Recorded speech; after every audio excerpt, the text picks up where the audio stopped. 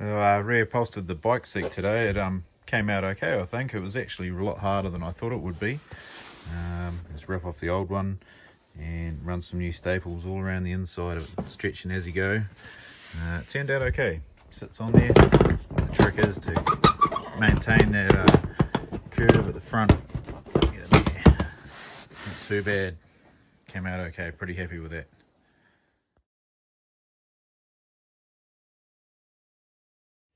So things today that I thought I might need for the wee mission up into the bush. Going up to try and work on this bulldozer that I've been given.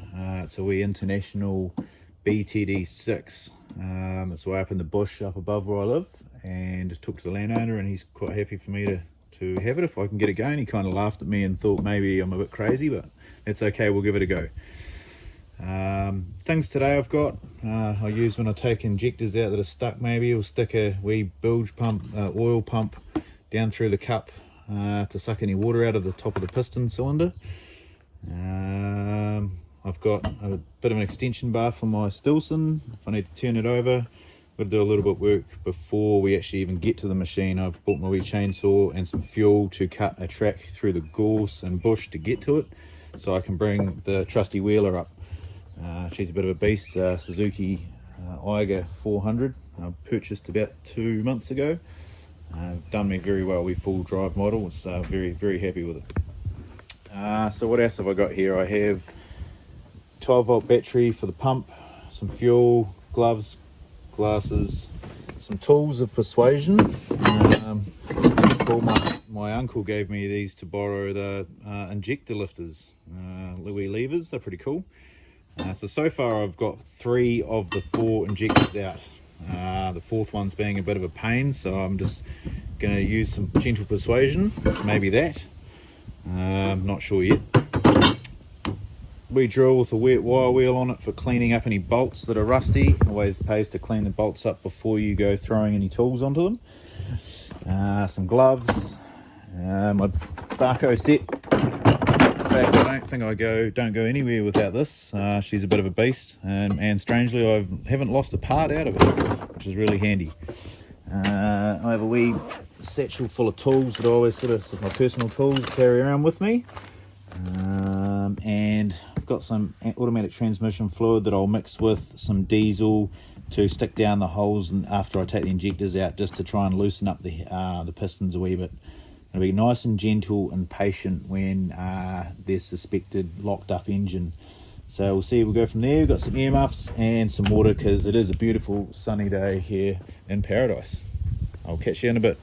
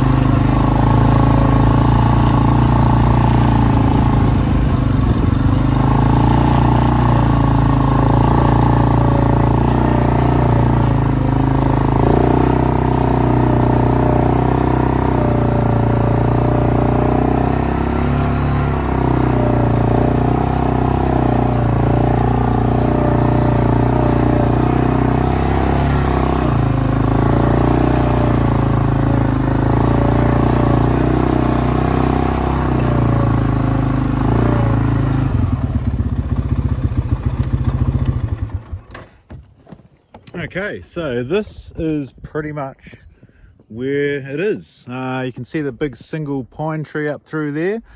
It's about 50 meters that way.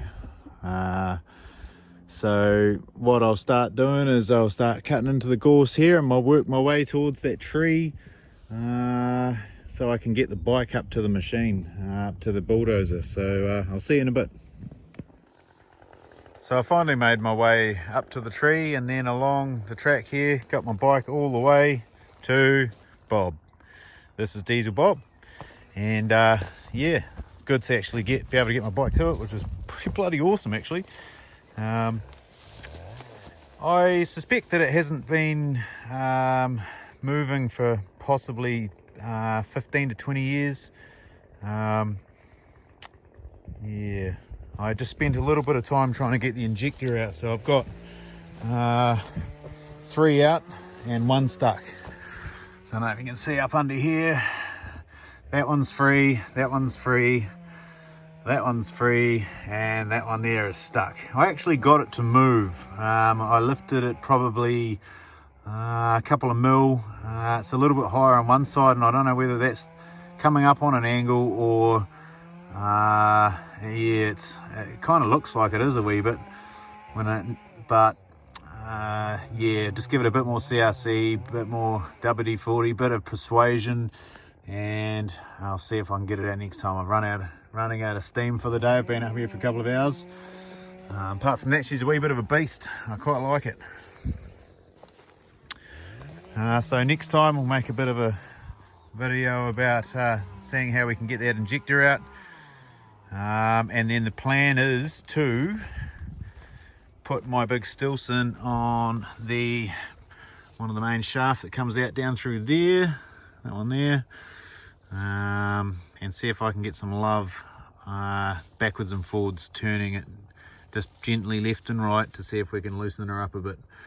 And the reason I'm doing this is basically just, I mean, I could try turning it over now, but if there is water, which I suspect under that injector, there's a high possibility that I could break something just by sort of overdoing it. So someone once said to me, be patient and just gently chip away at it and see what happens. Yeah, take care guys.